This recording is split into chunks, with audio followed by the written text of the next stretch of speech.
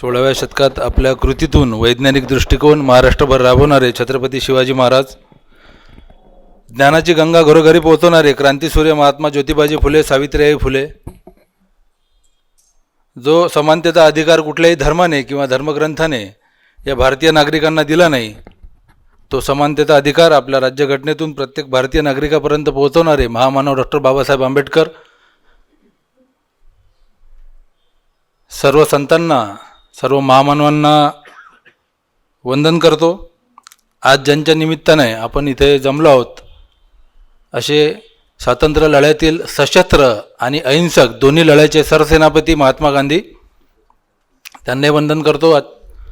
आजच्या कार्यक्रमाचे शिबिराचे जे पहिले व्याख्याते होते, सहस्त्रबुद्धे सर, माननीय अनवर राजन सर, माननीय लक्ष्मीकांतजी देशमुख सर, आणि आपल्या कार्यक्रमाचं सूत्रसंचालन जे करत आहेत असे कुलकर्णी सर, व माझ्या बंधू भगिनींनो, मी नेहमीच व्याख्यानाची सुरुवात करतो की आपल्या इथे उपस्थित असणाऱ्यांपैकी कोणीच असा नसेल एकही यातला की ज्यानं कधीतरी आपल्या आयुष्यात मजबुरी का नाम महात्मा गांधी असं वाक्य उच्चारलं नसेल. म्हणून कधीतरी आपल्या आयुष्यात लहानपणापासून कुठंतरी आपण एकदा उच्चारलेलं असतं. एखाद्या भ्याड माणसासाठी, एखाद्या डरपोक माणसासाठी जर मजबुरी हा शब्द वापरला जात असेल तर आपण एकदा समजून घेऊ.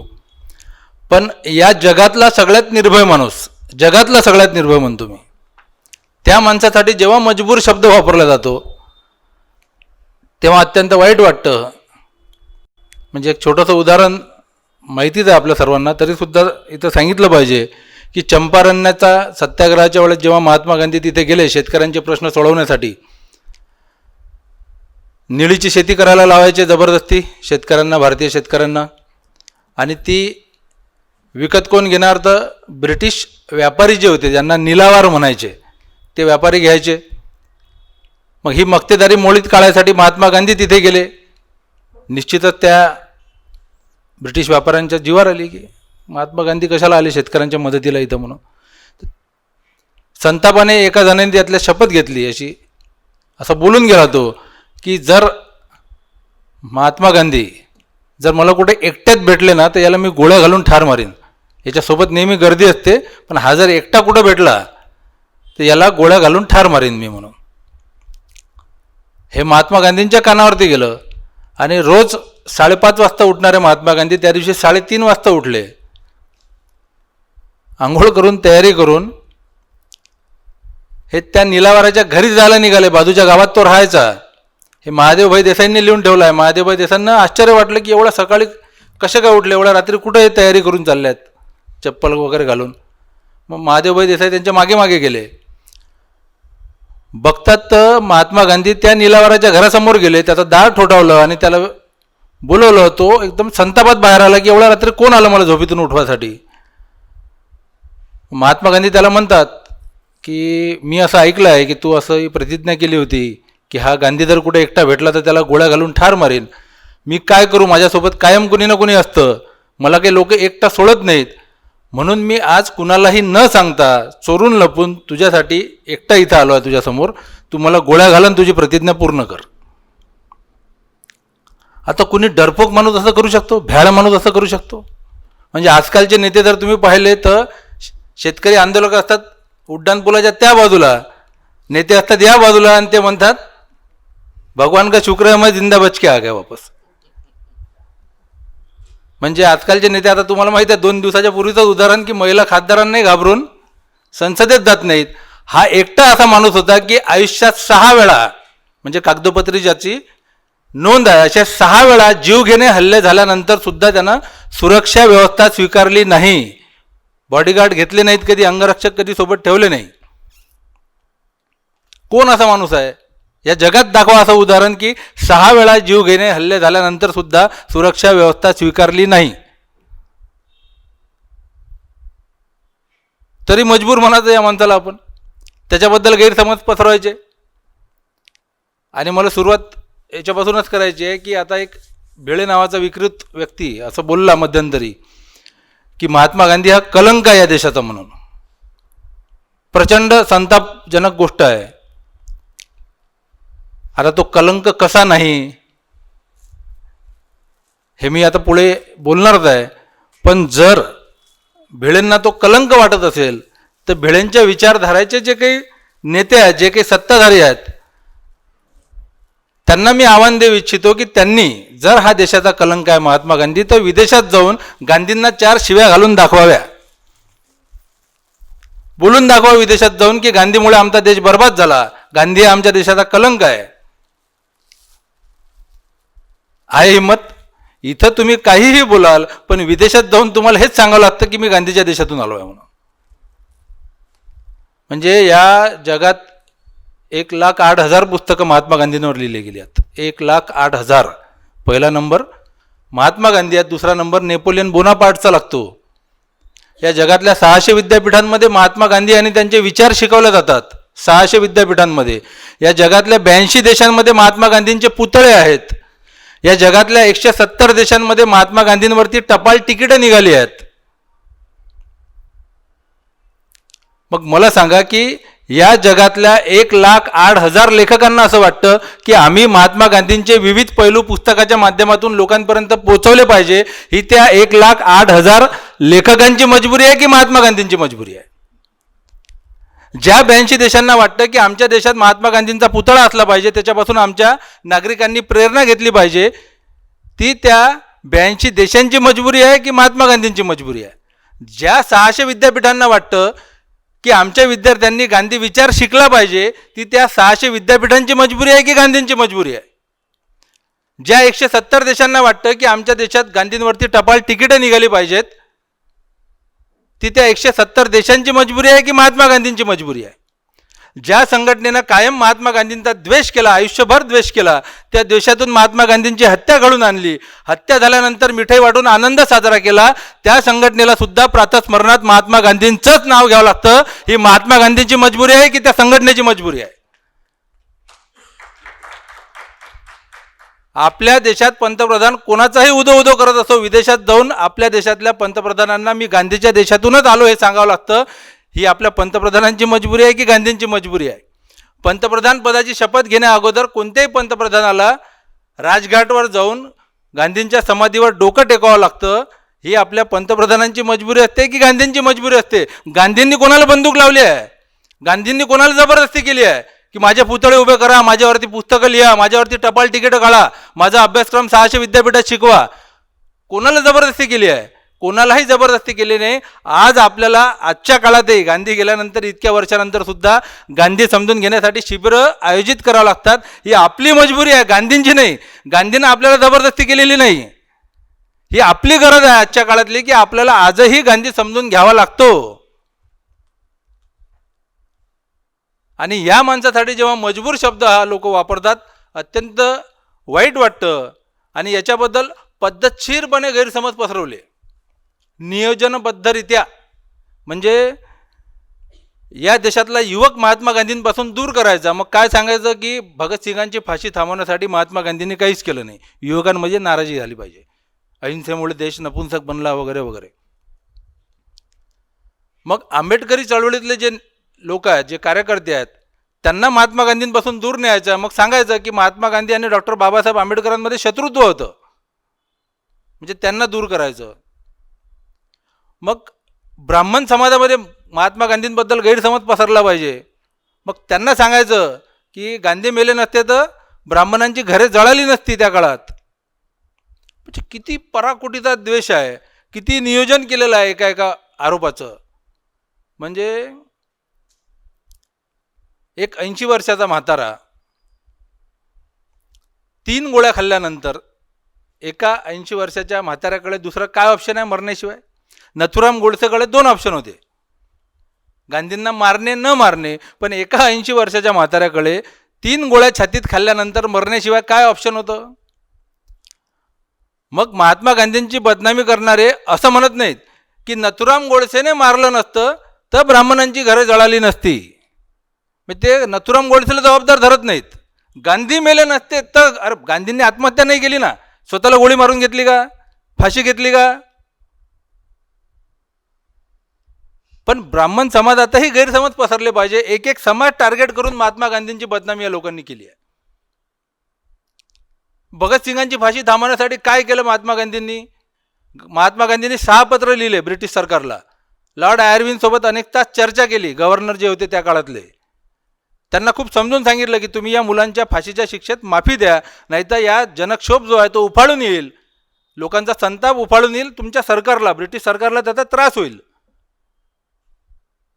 शेवटी आयर्विन चिडले, महात्मा गांधींना बोलले की काय महात्मा गांधी, तुम्ही काय लावला मिस्टर गांधी, हे तुम्ही अहिंसेच्या मार्गाने जाणार आहे, तुम्ही त्या हिंसक लोकांची तरफदारी कशाला करता, कशाला शिफारस करता माझ्याकडे?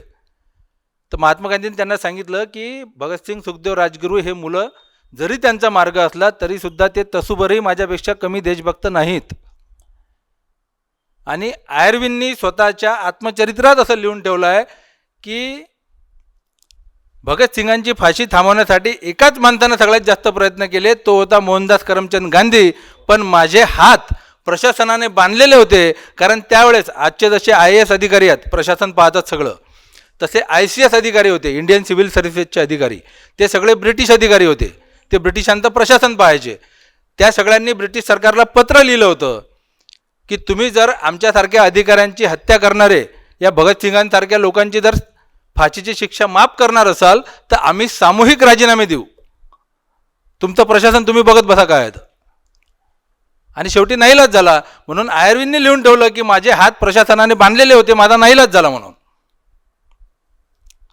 भगतसिंगांचे सहकारी सचिंद्रनाथ सन्याल, जे स्वतः त्यांच्यासोबत तुरुंगात होते, त्यांनी भगतसिंगांचं चरित्र लिहिलं. त्या चरित्राचं नाव आहे सरदार भगतसिंग. त्या चरित्रात त्यांनी उल्लेख केला आहे, खंत व्यक्त केली आहे की भगतसिंगांची फाशी थांबवण्यासाठी महात्मा गांधींनी केलेल्या प्रयत्नांची माहिती या जगाला झाली नाही, याच्यासाठी मला खंत वाटते. आणि त्या चरित्रात त्यांनी लिहिली आहे माहिती सगळी, काय गांधींनी काय केलं. 1942 अँड इंडियन स्ट्रगल नावाचं पुस्तक आहे, त्याच्यात सुभाषचंद्र बोस, नेताजी सुभाषचंद्र बोस असं म्हणतात की भगतसिंगांची फाशी थांबवण्यासाठी महात्मा गांधींनी जे प्रयत्न केले त्या प्रयत्नांना तोड नाही. हे सुभाषबाबू सांगून राहिलेत. आणखी कोणता पुरावा पाहिजे आपल्याला की महात्मा गांधींनी काय केलं आहे म्हणून भगतसिंगांसाठी?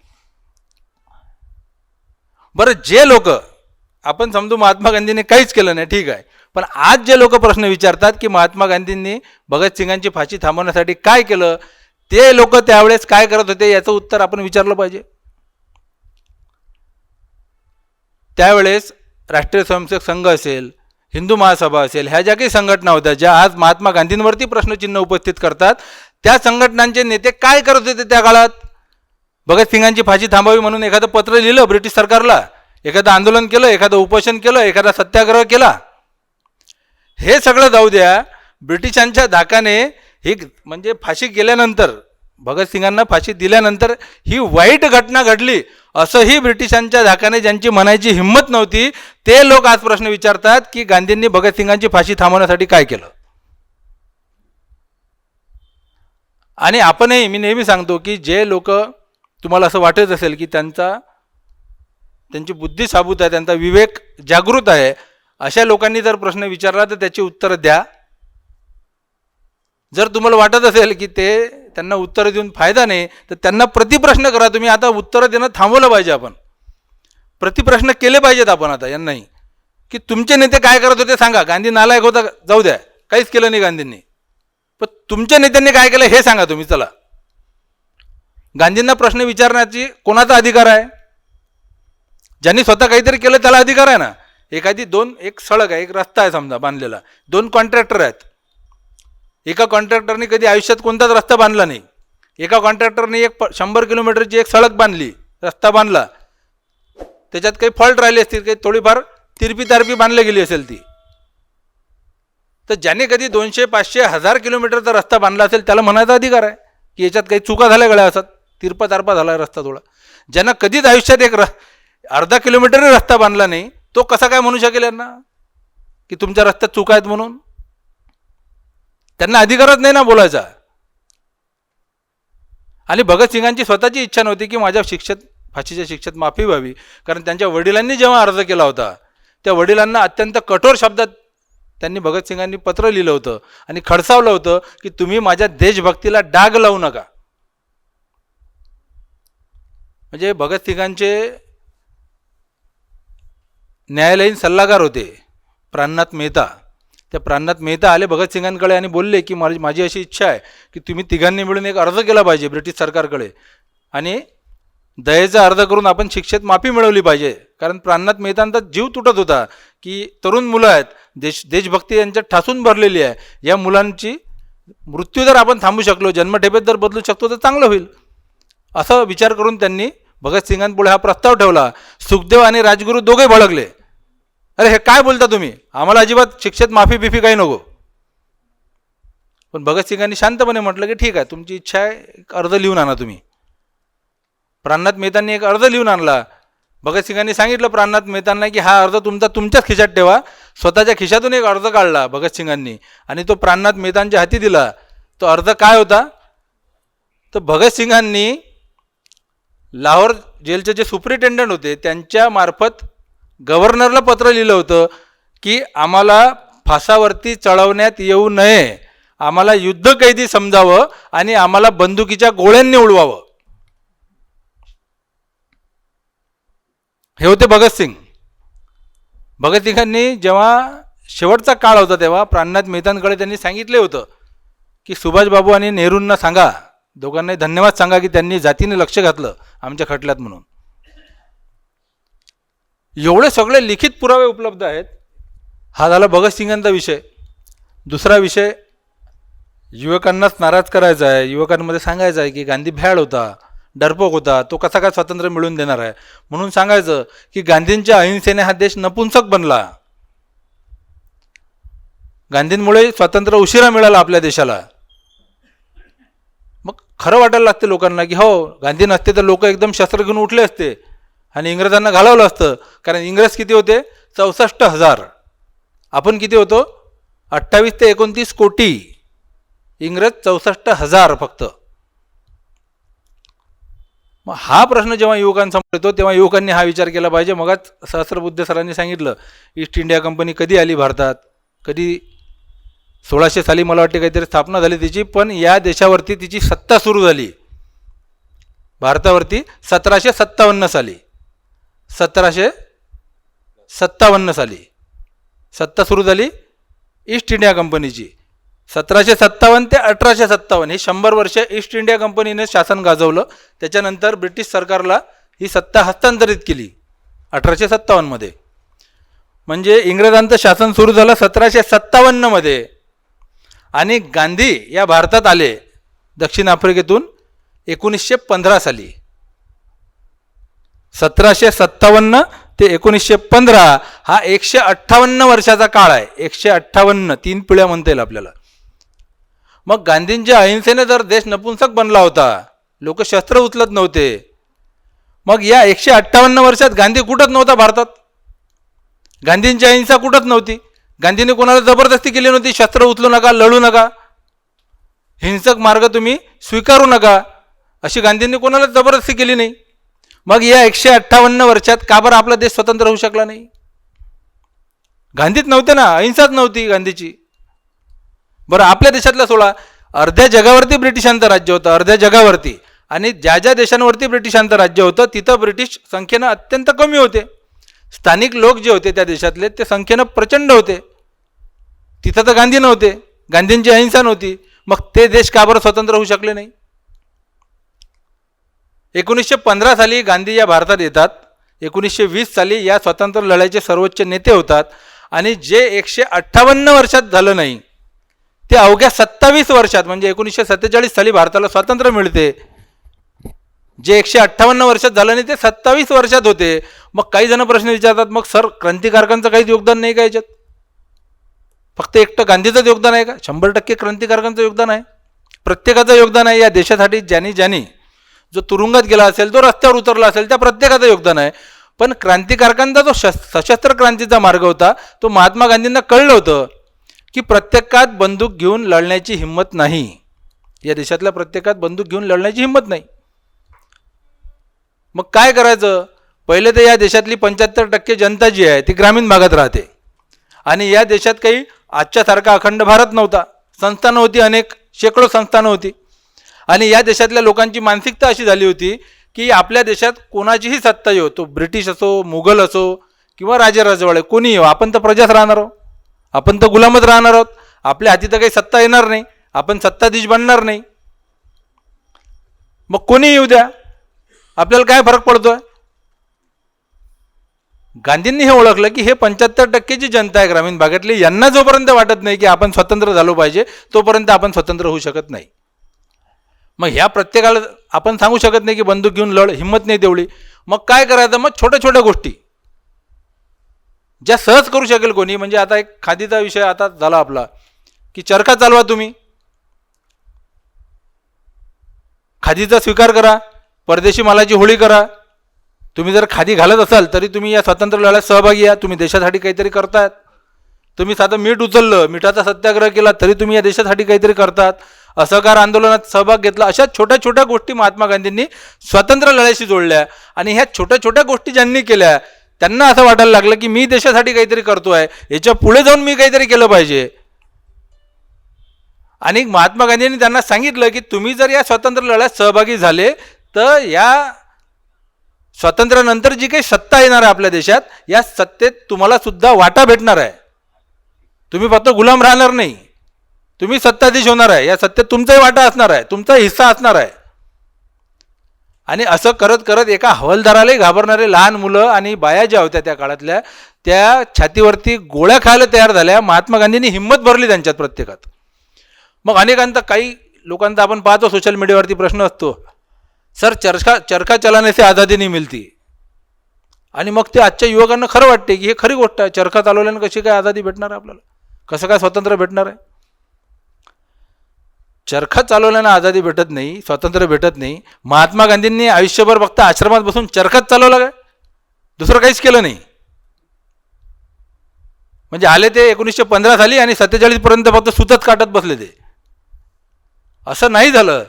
जे स्वातंत्र्य लढ्याचे विविध डावपेच होते, म्हणजे मिठाचा सत्याग्रह म्हणा किंवा आपला अहिंसक सत्याग्रह म्हणा, हा स्वदेशी आंदोलन, गोरक्षण किंवा राष्ट्रभाषा, हे सगळे जे काही डावपेच होते या स्वातंत्र्य लढ्यातले, त्यातला एक चरखा डावपेच होता. तो संपूर्ण स्वातंत्र्य लढा नव्हता. आणि मी नेहमी ठासून सांगत असतो की महात्मा गांधींच्या विचाराचा मूळ गाभा जो आहे, मूळ गाभा तो संघर्ष आहे. संघर्ष हे आपण समजून घेतलं पाहिजे. या देशातल्या सामान्य माणसाचे जे प्रश्न आहे, जे दुःख आहे, ज्या व्यथा आहेत, त्या जर तुम्हाला भिळत नाहीत, त्या भिळत नसतील तर तुमच्यात गांधी कधीच रुजू शकत नाही. कारण गांधीच्या मूळ गाभात संघर्ष आहे. सत्तेच्या विरोधात सामान्य माणसासाठी संघर्ष, सामान्य माणसाच्या दुःखासाठी संघर्ष, व्यवस्थेच्या विरोधात संघर्ष. आणि आज बरीचशी मंडळी, मी म्हणजे हे सत्याग्रही मग मी बघितलं आणि मला वाटलं की असंच काहीतरी फिरून फिरून गोष्टी असतात, गोड गोड आपण जे म्हणतो ना, हे पण छान ते पण छान, असं काही असेल. एकदम रोखठोक त्याच्यातले लेख मी आता मग वाचत होतो मी त्यातले, आणि विषय असे आहेत सगळे. हा गांधी विचार आहे, हा गांधी विचाराचा गाभा आहे. तुम्ही आज काय होऊन राहिलं, आज सामान्य माणूस बाकी सगळं करते गांधीचं. गांधीने काय काय सांगितलं, स्वावलंबन, स्वच्छता, स्वदेशी वगैरे सगळ्या गोष्टी, पण मूळ गाभा विसरून गेला की या सत्तेच्या विरोधात बोलायलाही घाबरतो आहे माणूस. हे अत्यंत दुःखद गोष्ट आहे. गांधी, मी म्हटलं तुम्हाला की सगळ्यात जगातला सगळ्यात निर्भय माणूस. मग जर आपण गांधींचे अनुयायी स्वतःला म्हणून घेतो तर आपण निर्भीडपणे बोललंच पाहिजे. महात्मा गांधींची अहिंसा ही भ्याळांची अहिंसा नव्हती. ते कायम म्हणायचे की भ्याळांच्या अहिंसेपेक्षा शूरांची हिंसा कधी परवडली, असं मानणारा मी आहे. एका गालावर झापड मारली की दुसरा गाल पुढे करा, असं गांधींनी कधीच म्हटलं नाही. महात्मा गांधींनी एका हरिजन यात्रेदरम्यान, एका सभेदरम्यान, एका भाषणात ते असं बोलले की या देशातल्या अस्पृश्यांवरती आम्ही सवर्णांनी एवढे अन्याय अत्याचार केलेले आहेत की त्यांनी जर माझ्या एका गालावर झापड मारली आणि मी दुसरा गाल पुढे केला आणि त्याही गालावर जर त्यांनी झापड मारली तरी सुद्धा त्यांच्यावर आम्ही केलेल्या अन्यायाचं परिमार्जन होऊ शकणार नाही. एवढं लांबलचक सगळं वाक्य आहे, पण याचे मागचे पुढचे सगळे संदर्भ तोडून टाकायचे आणि फक्त एवढंच सांगायचं की गांधींनी सांगितलं एका गालावर झापड मारली की दुसरा गाल पुढे करायचा. युवकांना वाटते असं माणूस कसा काय जिंकू शकते कोणासोबत, कसा काय संघर्ष करू शकेल कोणासोबत, एका गालावर झापड मारली की दुसरा गाल पुढे करा. हे पद्धतशीरपणे पेरलेल्या अफवा त्या सगळ्या, आणि बळी पडले आहेत. अनेक लोक अनेक वर्षापर्यंत बळी पडल्यात. मी स्वतःसुद्धा बळी पडलेलो आहे या गोष्टींना सगळ्या. पण हे आपण प्रत्येकाचं आपलं काम आहे की हे आपण सांगितलं पाहिजे. सोशल मीडियावर जर कुठं असं आपल्याला दिसलं तर 4 ओळीचा त्रास घेतला पाहिजे, 5 मिनिटं आपण, आणि त्याच्यावरती लिहिलं पाहिजे की त्याचं खरं काय आहे म्हणून. आणि अनेकदा अनेक महिला, अनेक मुलं किंवा अनेक ज्येष्ठही मला असं बऱ्याचदा म्हणतात की सर आम्हाला वाटते लिहावं म्हणून, पण काय होते की ते ट्रोलिंगला घाबरतो आम्ही. खूपच खालच्या पातळीवर येऊन ट्रोल करतात लोक. अहो, खालच्या पातळीची भाषा वापरणाऱ्यांना लाज वाटू द्या ना. आपल्याला कशाला, आपण खरं मांडतो ना, आपण आपल्या सभ्य भाषेत खरं मांडतो ना आपलं. आपल्याला कशाला काही घाबरायचं कारण आहे. घाबरलं त्यांनी पाहिजे, लाज त्यांना वाटली पाहिजे की ते कोणती भाषा वापरून राहिलेत म्हणून. आपण त्याची काळजी करायची नाही. आपली कमेंट ज्यांच्यापर्यंत पोहोचायची बरोबर पोहोचते, ज्यांना वाचायचं आहे ते बरोबर वाचतात. आणि बरेचदा माझ्या काहीतरी पोस्ट असतात सोशल मीडियावरती आणि त्याच्यावरती गांधीचं एखादं टाकलं की कोणीतरी लोक त्याच्यावरती विकृत कमेंट टाकणार एखादी. मला त्या व्यक्तीला अजिबात उत्तर देण्यात रस नसतो, पण मी त्याला उत्तर याच्यासाठी देतो त्या प्रश्नाचं, कारण तो व्यक्ती नाही, 100 जण असतात जे काठावर असतात, त्यांना कळतं की गांधी चांगला आहे, पण का बरं चांगला आहे माहीत नाही. तो या अपप्रचाराला बळी पडला आहे. पण आपण 4 ओळी लिहिल्या तर तो ते वाचतो, त्याला कळते की नाही हा जो विकृत आरोप आहे हा खोटा आहे म्हणून. त्याच्यात याच्यासाठी आपल्यापैकी प्रत्येकानं ते लिहिलं पाहिजे. डॉक्टर बाबासाहेब आंबेडकरांबद्दल असंच पसरवलं गेलं. डॉक्टर बाबासाहेब आंबेडकरांनी, महात्मा गांधी हे शत्रू होते एकमेकांचे, अजिबात शत्रू नव्हते. मतभेद होते त्यांच्यात, आणि मतभेद कोणात नसतात. दोघांमध्ये एका पिढीचं अंतर होतं, बाबासाहेबांमध्ये आणि महात्मा गांधींमध्ये. मतभेद कोणात नसतात. भावा बहिणीत मतभेद असतात, भावाभावात असतात, मित्रमैत्रिणीत असतात, बापलेखात असतात, मायलेखात असतात.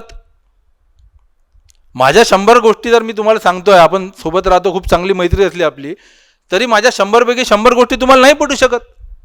2-3 गोष्टींवरती मतभेद असणार आहे, आणि ते जिवंतपणाचं लक्षण आहे मतभेद असणं. महात्मा गांधी आणि डॉक्टर बाबासाहेब आंबेडकर दोघांचे प्रायोरिटीज ज्या होत्या, प्राधान्यक्रम जो होता, ते दोघांचे वेगळे असतील ना. महात्मा गांधींनी स्वातंत्र्य लढ्यासाठी जेवढी ताकद लावली असेल, ताकद खर्ची घातली असेल, तेवढी अस्पृश्यता निवारणासाठी नसेल घातली. डॉक्टर बाबासाहेब आंबेडकरांनी अस्पृश्यता निवारणासाठी जेवढी ताकद खर्ची घातली असेल, तेवढी स्वातंत्र्यासाठी नसेल घातली. पण दोघे आपापल्या जागी महान होते. या दोघांमधलं शत्रुत्व दाखवण्यासाठी काय सांगितलं जातं? पुणे करार. पुणे करारामुळे असं झालं, कायमचं नुकसान झालं, आयुष्यभराचं नुकसान झालं. पुणे करार आपण समजून घेतला पाहिजे. पुणे करार असा होता की डॉक्टर बाबासाहेब आंबेडकरांचं म्हणणं होतं आम्हाला स्वतंत्र मतदारसंघ दिले पाहिजे, स्वतंत्र मतदारसंघ. महात्मा गांधींचं म्हणणं होतं की स्वतंत्र नका घेऊ, तुम्ही राखीव मतदारसंघ घ्या. मग आता हा प्रश्न आल्यानंतर काय होते, बरेच जण काय म्हणतात, एक आणखी आक्षेप असतो बऱ्याच जणांचा. महात्मा गांधींनी मुस्लिमांना जेव्हा स्वतंत्र मतदारसंघ दिले तेव्हा नाही विरोध केला, आणि दलितांना स्वतंत्र मतदारसंघ देण्याची जेव्हा पाळी आली तेव्हा महात्मा गांधींनी विरोध केला. आपण हे समजून घेतलं पाहिजे की मुस्लिमांना जेव्हा स्वतंत्र मतदारसंघ देण्यात आले लखनौ करारानुसार, तो करार टिळकांनी केला होता. ती 1916 सालची घटना आहे, 1916 सालची. महात्मा गांधी नुकतेच साऊथ आफ्रिकेतून या भारतात आले होते. ते एवढे सक्रिय झाले नव्हते, 1 वर्ष झालं होतं, 1 वर्ष नव्हतं झालं पूर्ण. महात्मा गांधी दक्षिण आफ्रिकेतून भारतात येण्याला 1 वर्षसुद्धा कंप्लीट झालं नव्हतं, तेव्हा तो करार झालेला आहे. तेव्हा मुस्लिमांना स्वतंत्र मतदारसंघ देण्यात आले होते. उर्दू भाषेला विशेष भाषेचा दर्जा देण्यात आला होता. मुस्लिमांना त्यांच्या संख्येपेक्षा जास्त आरक्षण देण्यात आलं होतं. हे 16 सालच्या घटना आहेत. तेव्हा महात्मा गांधी जर सक्रिय असते आणि सर्वोच्च नेते असते तर ते घडलं नसतं कधीच. त्यानंतर महात्मा गांधी जेव्हा राजकारणात सक्रिय झाले त्याच्यानंतर उर्दू भाषेचा विशेष भाषेचा दर्जाही काढण्यात आला. मुस्लिमांना त्यांच्या संख्येपेक्षा जास्त जे आरक्षण होतं तेही काढून टाकण्यात आलं, आणि स्वतंत्र मतदारसंघसुद्धा काढून घेण्यात आले. हे आपण लक्षात घेतलं पाहिजे. स्वतंत्र मतदारसंघ म्हणजे काय की जर एखादा SC कॅटेगरीचा व्यक्ती जर उभा राहिला उमेदवार म्हणून, तर त्याला त्या मतदारसंघातले फक्त SC कॅटेगरीतले लोकच मतदान करतील. त्याला इतर कॅटेगरीचे ओपन, OBC वगैरे ही जी मंडळी आहे हे मतदान करणार नाहीत. हा झाला स्वतंत्र मतदारसंघ. आणि राखीव मतदारसंघ म्हणजे आज जे मतदारसंघ आहेत की एस सी राखीव जर असला तर उमेदवार एस सी असतो आणि त्याला मतदान करणारी जी मंडळी असतात, मतदार असतात, ती सगळ्या जाती धर्माचे लोक असतात. मग महात्मा गांधींचं असं म्हणणं होतं की पहिलेच ब्रिटिशांनी फोडा आणि राज्य करा नीती सुरू केली आहे. हिंदू मुस्लिमांमध्ये पहिलेच वाद भडकलेले आहेत आणि त्या काळातले जे दलित होते ते हिंदू होते, कारण गोष्ट 32 सालातली आहे. तर तेव्हा काही त्यांनी धर्म परिवर्तन केलं नव्हतं, बौद्ध धर्माचा स्वीकार केला नव्हता, ते सगळे हिंदू होते. मग महात्मा गांधींचं म्हणणं होतं की जर हे स्वतंत्र मतदारसंघ आपण दिले तर एस सी तर कॅटेगरीतला उमेदवार आहे, मतदार जे आहेत ते सुद्धा त्याच कॅटेगरीतले, म्हणजे इतर कॅटेगरी ओबीसी ओपनमधले जे लोक आहेत, इतर जाती धर्मातले जे लोक आहेत, त्यांचा आणि यांचा जो संबंध आहे, संपर्क आहे, तो एकमेकांशी जास्त राहणार नाही, एकमेकांवरती अवलंबून राहणार नाहीत. त्यामुळे यांच्यामध्ये आणखी दरी वाढेल. पहिलेच हिंदू मुस्लिम जी दरी वाढलेली आहे तीच आपल्याच्यानं मिटवणं होऊन नाही राहिलं. आता ही कुठं आणखी आपण निर्माण करणार? म्हणून त्यांचं म्हणणं होतं की आपण स्वतंत्र मतदारसंघ 98-97 जे काही मागून राहिले तुम्ही ते घेऊ नका, 147 राखीव मतदारसंघ घ्या. मग बाबासाहेबांनी मोठं मन केलं, 2 पावलं ते मागे आले आणि तो पुणे करार झाला. ते पुणे करार झाल्यानंतर डॉक्टर बाबासाहेब आंबेडकरांची भाषणं आहेत, त्याच्यात डॉक्टर बाबासाहेब आंबेडकरांनी सांगितलं आहे, मुंबईच्या भाषणात ते असं म्हणतात, मी पुस्तकातही दिलं आहे माझ्या, की या पुणे करारामुळे आपल्या हाती जे काही रत्न लागलेलं आहे त्याचा जर आपण योग्य वापर करू शकलो नाही तर एखाद्या आंधळ्याच्या हाती रत्न लागल्यासारखी आपली अवस्था होऊन जाईल. आज 3 कृषी कायदे आले होते, माहिती आहे ना आपल्याला. या भाजप सरकारने 3 कृषी कायदे आणले होते, नंतर त्यांना ते परत घ्यावे लागले. ते 3 कृषी कायदे का बरं आणू शकलं सरकार? कारण संसदेत बहुमत आहे त्यांचं, त्यामुळे ते आणू शकलं. मग ज्यावेळेस संविधान आपल्या इथं लिहिणं सुरू होतं किंवा संविधान लागू झालं आपल्या इथं जेव्हा, तेव्हा कोणाचं बहुमत होतं संसदेत? काँग्रेसचं बहुमत होतं. काँग्रेस म्हणजे कोण? गांधी, नेहरू, पटेल, आझाद ही मंडळी. जेव्हा संविधान लिहायचं होतं तेव्हा नेहरू गांधींकडे गेले आणि म्हटलं की बापू, सरोजिनी नायडू तिथं उपस्थित होत्या. नेहरू बोलले की बापू, आपल्याला आपला संविधान लिहावं लागेल, तेव्हा आपण 2 माणसं कोणीतरी बाहेर देशातून मानधन तत्वावरती बोलवू आणि त्यांच्याकडे ही जबाबदारी आपण सोपवू. गांधींनी म्हटलं का बरं, आपल्या देशात असा कोणी माणूस नाही का? नेहरू बोलले कोण माणूस असा? गांधी बोलले या डॉक्टर बाबासाहेब आंबेडकरांसारखा या देशातल्या शेवटच्या घटकाच्या दुःखाची जाणीव असणारा दुसरा कोण माणूस आहे, त्यांच्याकडे आपण ही जबाबदारी दिली पाहिजे. नेहरू बोलले पण बाबासाहेबांकडे कशी देणार, ते तर विरोधी पक्षाचे आहेत. नेहरू बोलले आपल्याला संविधान जे लिहायचं आहे ते पक्षाचं लिहायचं आहे की देशाचं लिहायचं आहे? मग नेहरूंच्या लक्षात ती बाब आली की ही खरी गोष्ट आहे. आणि स्वतः बाबासाहेबांनी माझी आत्मकथा नावाचं जे पुस्तक आहे त्याच्यात बाबासाहेब असं म्हणतात की मला पंतप्रधानांनी म्हणजे नेहरूंनी त्यांच्या सचिवालयात त्या कार्यालयात बोलवलं आणि माझ्यासमोर या संविधान सभेत येण्याचा प्रस्ताव ठेवला. तो प्रस्ताव मी यासाठी स्वीकारला कारण तो प्रस्ताव स्वीकारण्यासाठी त्यांनी माझ्यासमोर कोणतीच अट ठेवली नाही. हे बाबासाहेबांनी लिहून ठेवलं आहे.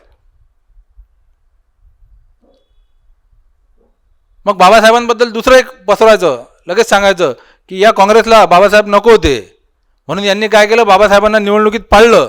यांचा मतदारसंघ जो आहे जयस्वाल खुलना तो पाकिस्तानात घालवला फाळणी दरम्यान. एक उत्तर दिलं तुम्ही की दुसरा आक्षेप त्यांचा तयार असतो. आपण लक्ष ठेवलं पाहिजे की फाळणी जी झाली ती ब्रिटिशांनी केली. सिरिल रेडक्लिफ नावाचा अधिकारी होता, त्यांनी एक रेष ओढली, त्याच्यानुसार फाळणी झाली. जयस्वाल खुलना हा मतदारसंघ बाबासाहेबांचा पाकिस्तानात गेला, आज तो बांगलादेशात आहे. मग काय करायचं, बाबासाहेब तर पाहिजेत आपल्याला संविधान सभेवरती. मग काँग्रेसने काय केलं की बॅरिस्टर जयकरांचा राजीनामा त्यांनी दिला होता, तेव्हा बॉम्बे स्टेट होतं, हे महाराष्ट्र नव्हता हा. त्यातून बॅरिस्टर जयकरांनी जेव्हा राजीनामा दिला, बॅरिस्टर जयकरांच्या जागी काँग्रेसनी स्वतःच्या कोट्यातून डॉक्टर बाबासाहेब आंबेडकरांना बिनविरोध निवडून आणलं. बिनविरोध, कारण बाबासाहेब पाहिजे होते घटना समितीवरती. हे लोक सांगत नाहीत ती गोष्ट की काँग्रेसने निवडून आणलं म्हणून.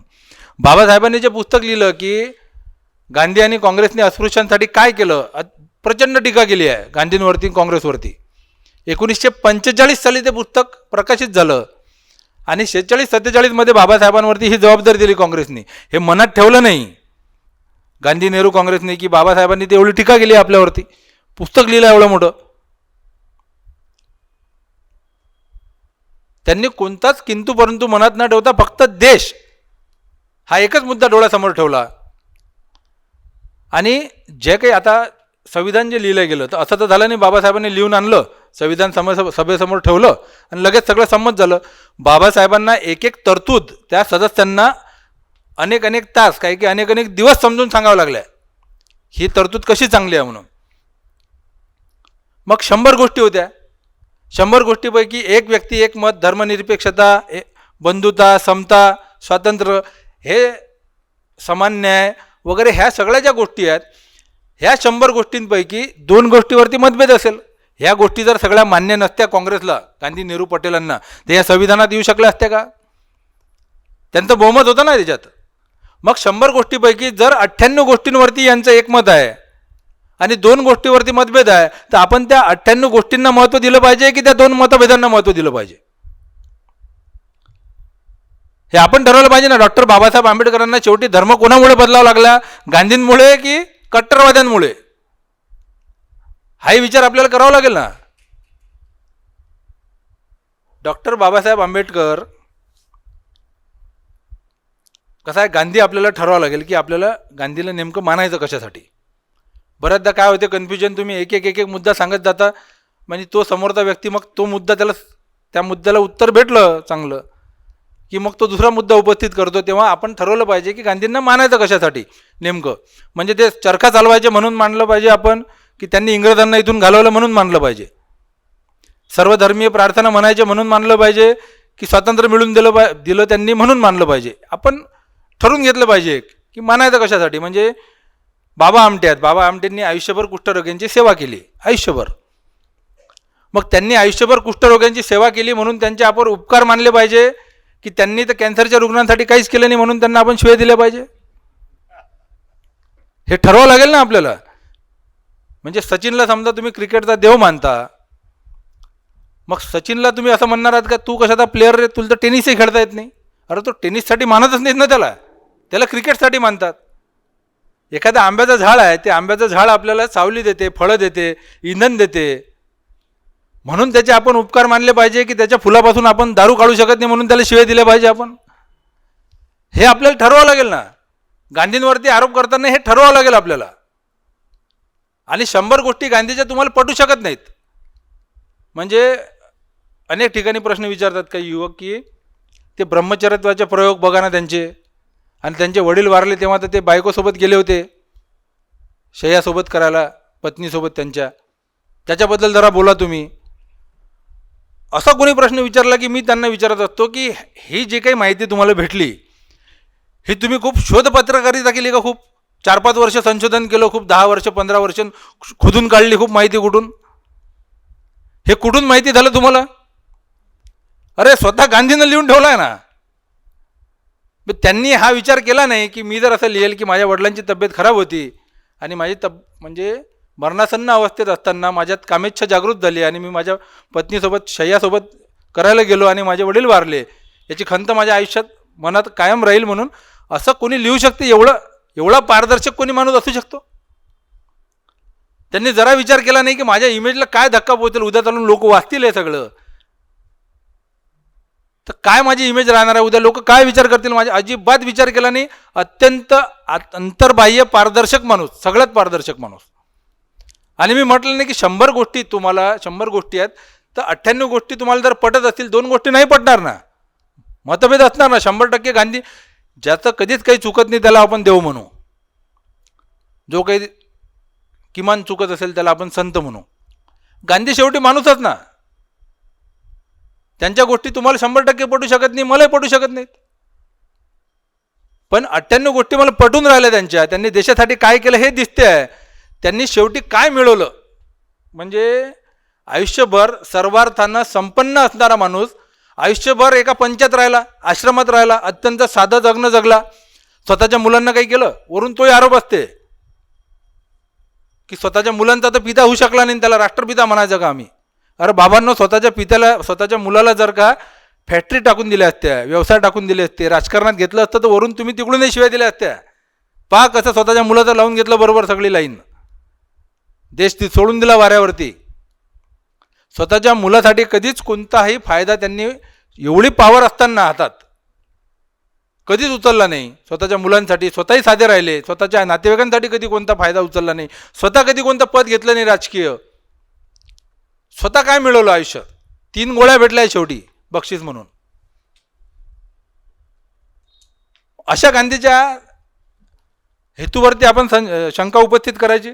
फाळणीचा विषय निघाला. मग आता फाळणीचा विषय महत्त्वाचा विषय आहे की फाळणी महात्मा गांधींनीच केली असं एक सांगितलं जातं आपल्याला नेहमी. दादांत खोटी गोष्ट आहे. मी नेहमी प्रतिप्रश्न विचारत असतो की एक महात्मा गांधींची अशी कृती दाखवा ज्यावरून तुम्हाला असं वाटतं की महात्मा गांधींना फाळणी पाहिजे होती म्हणून. एक कृती अशी दाखवून द्या कोणाची तरी महात्मा गांधींची. महात्मा गांधींनी कायम प्रयत्न केला की ही फाळणी व्हायला नको. म्हणजे जयप्रकाश नारायणांनी लिहून ठेवलं आहे की आम्ही सेवाग्रामच्या आश्रमात उभे होतो सगळेजण, आणि तिथं पटेल आणि नेहरू आले दोघेजण. बापूही तिथं उभे होते, महात्मा गांधी उभे होते. आणि पटेल आणि नेहरूंनी सांगितलं की या बापू आपलेच भाऊबंद एकमेकांना मारून राहिले आहेत, रक्ताचे पाट वाहून राहिले, हा हिंसाचार आमच्या ज्याने आता बघावला जात नाही, म्हणून आम्ही फाळणीला होकार देऊन आलो आहे. आता फाळणीशिवाय पर्याय नाही. गांधींना धक्का बसला. गांधींनी म्हटलं अरे त्या माउंट बॅटनला सांगा की हा म्हातारा ऐकत नाही, मला एक शेवटचा प्रयत्न करून पाहू द्या. पण सगळेजण खाली माना घालून उभे होते, कोणीच काही बोललं नाही. गांधींना कळलं की आता यांनी होकार दिला आहे, स्वाक्षर करून हे लोक आले आहेत, आता काही होऊ शकत नाही त्याच्यात.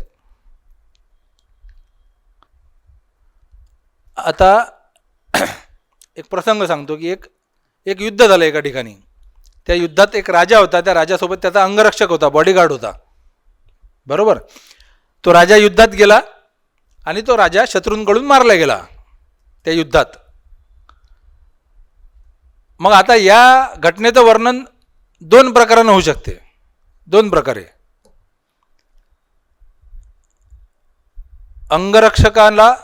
अंगरक्षक राजाला वाचवू शकला नाही आणि अंगरक्षकानेच राजाची हत्या केली. अंगरक्षक राजाला वाचवू शकला नाही आणि अंगरक्षकानेच राजाचा खून केला. या 2 वाक्यात जेवढा फरक आहे तेवढाच फरक आहे. महात्मा गांधी फाळणी वाचवू शकले नाहीत आणि महात्मा गांधींनीच फाळणी केली. या 2 वाक्यात जेवढा फरक आहे तेवढा त्या 2 वाक्यात फरक आहे. महात्मा गांधींनी कायम प्रयत्न केले की फाळणी व्हायला नको. त्याच्यासाठी त्यांनी मोहम्मद अली जिनांना सुद्धा ऑफर दिली की तुम्ही काय तो छोटा देश मागताय वेगळा, या अखंड हिंदुस्थानाचे पंतप्रधान व्हा ना. पण मोहम्मद अली जिनाच्या लेखी एका स्वतंत्र राष्ट्राचा, नवीन राष्ट्राचा निर्माता होणं हे जास्त महत्त्वाचं होतं. त्यामुळे त्यांनी ती मागणी मान्य केली नाही आणि फाळणी झाली. फाळणीची मागणी कोणाची होती? सगळ्यात पहिले ब्रिटिशांनी ठरवलं होतं की फाळणी झाल्याशिवाय या देशाला स्वातंत्र्य द्यायचं नाही, ठरवून टाकलं होतं. दुसरी सगळ्यात महत्त्वाची मागणी कोणाची होती फाळणीची? मुस्लिम लीगची, मोहम्मद अली जिना आणि सगळी मंडळी ही, या सगळ्या लोकांची. आणि सिरिल रेटक्लिफ नावाचा जो अधिकारी होता, ब्रिटिश अधिकारी, ज्याच्यावरती ही फाळणीची जबाबदारी देण्यात आली होती, त्या सिरिल रेटक्लिफने त्याच्या आत्मचरित्रात लिहून ठेवलं आहे की मी जेव्हा या भारतात आलो तेव्हा पहिल्यांदा या भारतात आलो होतो. इथल्या भौगोलिक परिस्थितीची मला कोणतीही माहिती नव्हती. मला ही फाळणी करण्यासाठी किमान 2 वर्षाचा कालावधी पाहिजे होता, किमान 2 वर्षाचा. दिले किती? फक्त 40 दिवस. त्या 40 दिवसात मला जेवढं कळलं ती एक रेष मी ओढली. आताही तुम्ही गुगल केलं आणि टाकलं की रेडक्लिफ लाईन असं जर टाकलं गुगलवरती तर तो नकाशा येतो आपला भारतात, आणि त्यांनी जी रेष मारली आहे त्या नकाशावरती लाल कलरची, जिथून फाळणी झाली ती रेष येते. फाळणीची मागणी कोणाची? फाळणी केली कोणी? आणि गांधींनी कायम थांबवण्याचे प्रयत्न केले. मग अशा वेळेस ज्या कट्टरवादी संघटना असा प्रश्न उपस्थित करतात की महात्मा गांधींनीच फाळणी केली, त्या संघटना काय करत होत्या अशा वेळेस? यावेळी तर डॉक्टर राजेंद्र प्रसाद सरदार पटेलांना पत्र लिहितात ह्या दंगली सुरू असताना की मला अशी माहिती मिळालेली आहे की राष्ट्रीय स्वयंसेवक संघाचे लोक हिंदूंचा वेश परिधान करून मुस्लिम मोहल्ल्यामध्ये जातात आणि हल्ले करून पळून येतात, आणि मुस्लिम वेश परिधान करून हिंदू मोहल्ल्यामध्ये जातात आणि हल्ले करून पळून येतात. यामुळे या देशात मोठ्या दंगली भडकू शकतात. याचा वेळीच आपण बंदोबस्त केला पाहिजे. कोण सांगतं? डॉक्टर राजेंद्र प्रसाद हे पटेलांना सांगून राहिले आहेत, पत्र लिहून. हे लेखी पत्र आहे उपलब्ध. विनायक दामोदर सावरकर काय करत होते त्यावेळेस, तर त्रिवेंद्रम जे राज्य आहे म्हणजे केरळ, तिथच्या दिवाणाने तिथलं स्वतंत्र हिंदू राष्ट्र घोषित केलं की आम्हाला भारतासोबत यायचं नाही. म्हणून सावरकरांनी त्यांना पत्र लिहिलं की मी तुमचं अभिनंदन करतो की तुम्ही या भारतात अखंड सामील झाला नाहीत, तुम्ही तुमचं हिंदू राष्ट्र स्वतंत्र राष्ट्र घोषित केलं म्हणून. जुनागड मैसूरच्या राजांनाही पत्र लिहिलं. पंजाबचे जे तारासिंग तेव्हाचे मोठे नेते होते त्यांनाही सावरकरांनी पत्र लिहिलं की तुम्ही या अखंड भारतात सामील होऊ नका, तुमचं शिखिस्तान हे वेगळं राष्ट्र घोषित करा. सावरकरांनी ब्रिटनच्या राणीला पत्र लिहिलं की हा जो संपूर्ण भारत आहे या जगात फक्त एकच हिंदू राजा आहे, हिंदू नरेश, नेपाळचा राजा. हा संपूर्ण भारत देश या नेपाळच्या राजाच्या स्वाधीन करा. म्हणजे जे लोक आज आपल्याला सांगतात की आम्हाला अखंड भारत पाहिजे, या लोकांनी फाळणी केली. हे लोक त्यावेळेस कशी फाळणीला पोषक परिस्थिती निर्माण होईल याचा प्रयत्न करत होते, कशा दंगली भडकतील याचा प्रयत्न करत होते, आणि ते लोक आज आपल्याला सांगतात की आम्हाला अखंड भारत पाहिजे होता. आणि या फाळणीसाठी महात्मा गांधींची हत्या केली. नथुराम गोडसेचा जेव्हा विषय निघतो तो सांगतो ना की फाळणी झाली, 55 कोटी द्यायला लावले पाकिस्तानला, म्हणून आम्ही गांधीची हत्या केली.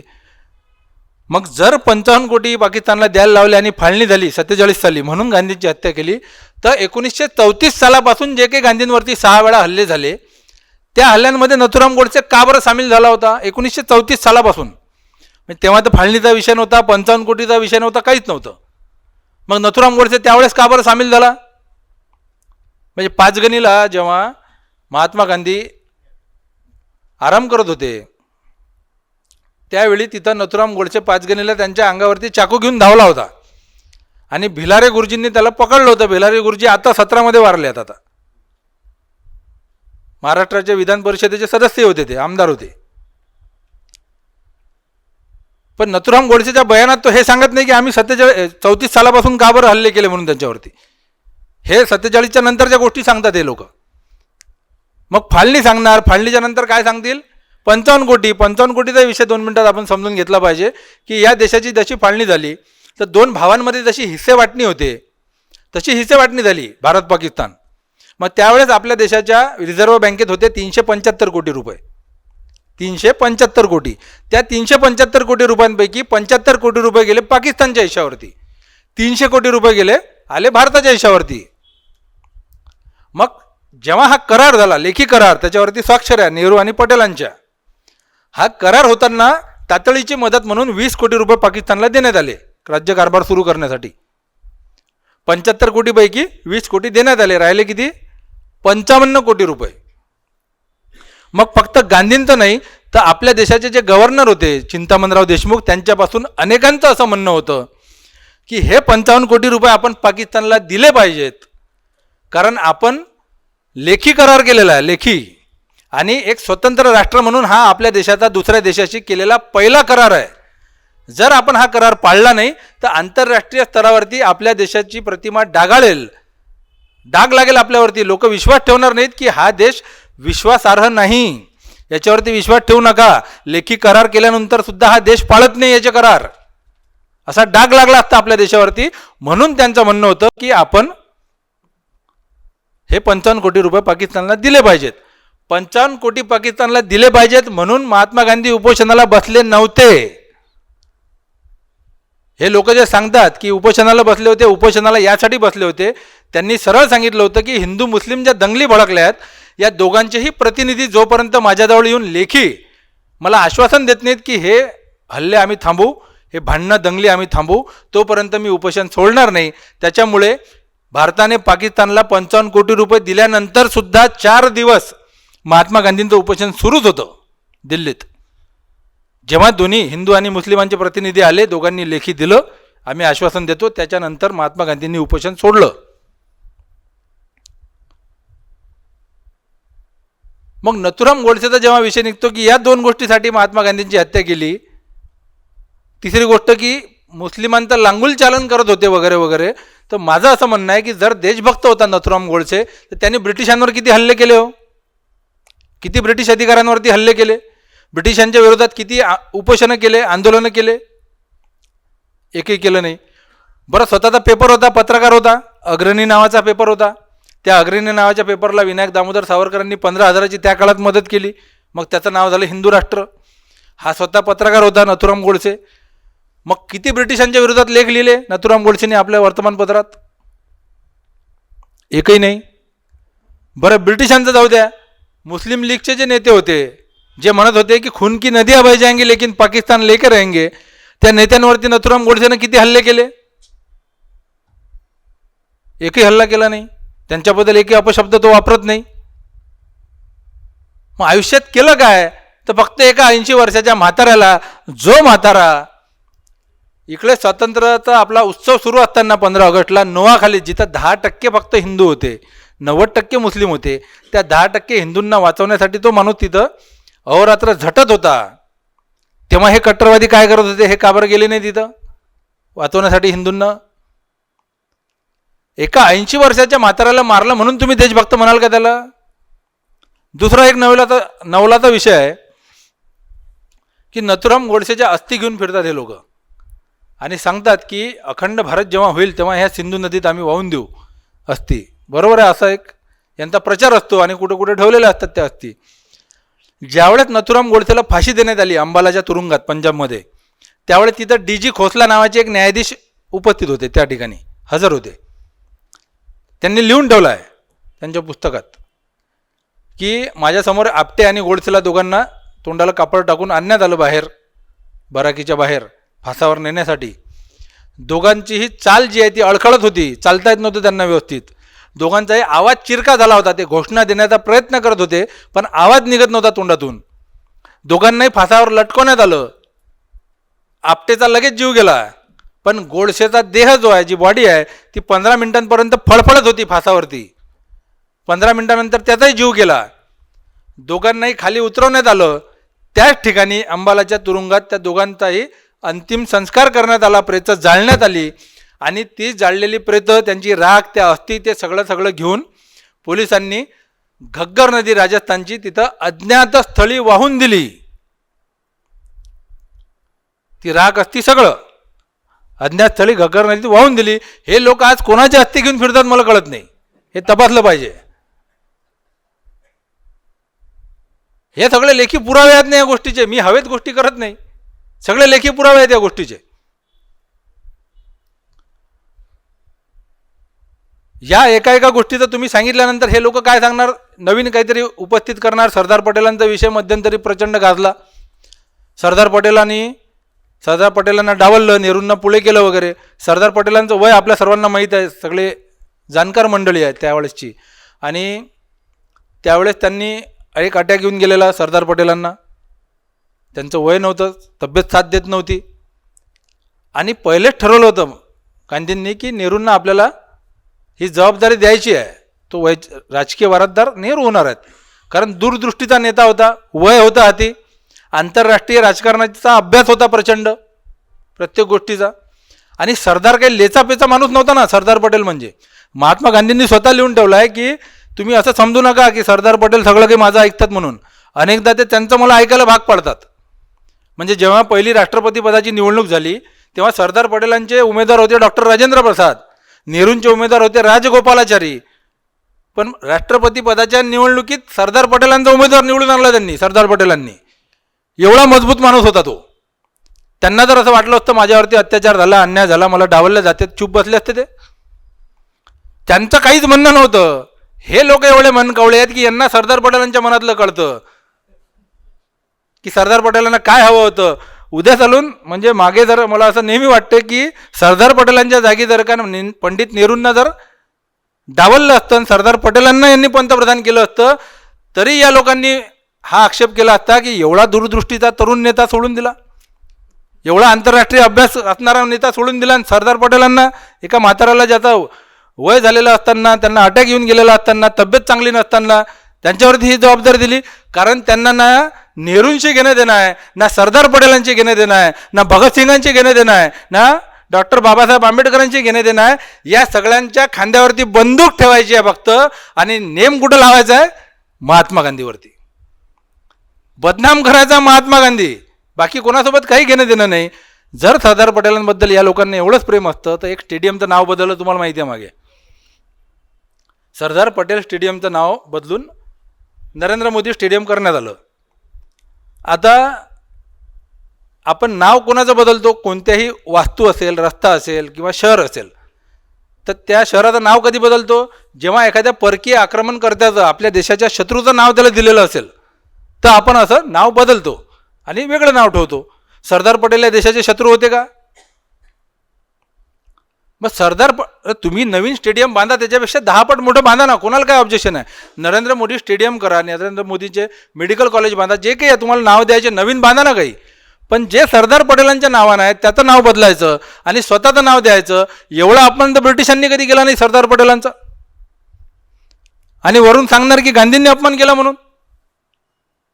सरदार पटेलांना शेवटचा काळ होता सरदार पटेलांचा, आणि ते जेव्हा चालले होते परत अहमदाबादला, तेव्हा त्यांचे जे मित्र होते गाडगीळ, त्यांना हातात हात घेऊन त्यांनी सांगितलं की मला एक वचन द्या तुम्ही, की तुमचे कितीही मतभेद असतील, काय असेल ते, पण जवाहरची साथ कधीही सोडू नका. हे सरदार पटेल सांगून राहिले आहेत आपल्या सहकार्याला, आपल्या मित्राला. कधी सांगतात? आपल्या शेवटच्या काळात. त्याच्यानंतर 15 दिवसात सरदार वारले, मृत्युमुखी पडले ते. मग शेवटच्या काळात माणूस असं बोलणार आहे का? जर नेहरूंबद्दल काहीतरी त्यांच्या मनात किंतु परंतु असतं. दोघांचं प्रचंड प्रेम होतं. आता तो किस्सा सगळ्यांना माहितीच आहे की दोघंही मंत्री असताना सरदार पटेल नेहरूंच्या घरी यायचे बंगल्यावरती, अनेक तास चर्चा करायचे आणि मग म्हणायचे मी निघतो. नेहरू म्हणायचे का तुम्ही कशाला जाता एकटे, चला मी तुम्हाला सोडून देतो म्हणून. सरदार पटेलांच्या बंगल्यापर्यंत जायचे, सरदार पटेलांच्या बंगल्याच्या बाहेर बोलत बसायचे. मग नेहरू म्हणायचे मी निघतो, सरदार म्हणायचे कशाला एकटे जरा, चला मी येतो म्हणून. असं म्हणून अनेकदा सरदार नेहरूंच्या घरीच थांबलेले आहेत बंगल्यावरती. एवढं प्रेम त्या दोघांमध्ये होतं. दोघंही एकाच माणसाचे अनुयायी होते, अनेक वर्ष त्यांनी सोबत काम केलं होतं. त्या दोघांचं काही म्हणणं नाही, म्हणणं यांचं आहे. मी मगाच म्हटलं की या मनकवळ्या संघटनेचं असं म्हणणं आहे की त्यांना काय वाटलं असेल, त्यांना काय वाटलं. अरे तुम्ही कशाला सांगता बाबांना, तुम्ही गांधींबद्दल काय बोलता ते अगोदर आवरा ना. गांधींवरती हे सगळे आक्षेप आहेत, अनेक गोष्टी आहेत. सुभाषबाबूंचा विषय आता वेळ झाला आहे बराच, त्यामुळे मी आता इथं आपण थांबलं पाहिजे. महात्मा गांधी, जर मी बघाच सांगितलं की समजून घ्यायचं असेल तर पहिले तुम्ही ठरवलं पाहिजे की महात्मा गांधींना कशासाठी मानायचं आहे, कोणत्या गोष्टीसाठी मानायचं आहे. तुम्ही एकदा महात्मा गांधी समजून घेतला, या देशात ज्याला राजकारण करायचं आहे त्या प्रत्येकानं जर समजून घेतला पाहिजे, ज्याला सामाजिक काम करायचं आहे त्यांनाही समजून घेतला पाहिजे. कारण महात्मा गांधींनी, मी नेहमी म्हणतो विद्रोही गांधी का बरं, की धर्मात राहून धर्माशी विद्रोह करणं प्रचंड कठीण काम आहे. ते महात्मा गांधींनी केलं आहे. धर्म जसा म्हणेल तसं ते वळले नाहीत, त्यांना जसं पाहिजे तसा धर्म त्यांनी वळवून घेतला आहे. सत्य हेच ईश्वर आहे. मला जे वाटलं ना, गांधींनी सर्व धर्मीय प्रार्थना केली, पण गांधींच्या कोणत्याही आश्रमात तुम्ही मंदिर दाखवा, मला देवघर दाखवा तुम्ही. धर्माशी विद्रोह केला, ब्रिटिश सत्ताधाऱ्यांशी विद्रोह केला, आपल्या देशातले जे कट्टरवादी लोक होते त्यांच्याशी विद्रोह केला, आयुष्यभर त्या माणसाने विद्रोह केला. निर्भीडपणे तो भिडला माणूस प्रत्येकाला. आणि त्यांच्यामुळे, म्हणजे त्या काळात ते लोक झटले, आपले काही पूर्वज असतील ते लोक झटले, म्हणून आज आपण हे स्वातंत्र्य उपभोगून राहिलो आहे. आपण हे सगळं बोलू शकून राहिलो, आपण हे सांगू शकून राहिलो आहे. आपले मुलं बाळ हे स्वातंत्र्य, तुम्हाला जर असं वाटते की आपल्या मुलाबाळांनी, पुढच्या पिढ्यांनी हे स्वातंत्र्य असंच उपभोगलं पाहिजे, याच प्रकारे, याच स्वच्छंदपणे, याच मोकळेपणानं, तर आपल्याला सुद्धा आपल्या अंगाला थोडासा धक्का लागून घ्यावा लागेल. कारण आजकाल परिस्थिती कशी झाली, बदल तर झाला पाहिजे म्हणते, परिवर्तन तर झालं पाहिजे, पण माझ्या अंगाला धक्का नाही लागला पाहिजे. असं होणार नाही. तुमच्या अंगाला तुम्हाला धक्का लावून घ्यावा लागणार आहे. आपल्या पुढच्या पिढींना जर हेच स्वातंत्र्य आपल्याला द्यायचं आहे तर निश्चितच त्याची किंमत आपल्यालाही चुकावं लागणार आहे. एवढंच बोलतो आणि थांबतो. यानंतर कायम लक्षात ठेवायचं आहे की मजबुरी का नाम महात्मा गांधी नाही, तर मजबूती का नाम महात्मा गांधी. धन्यवाद.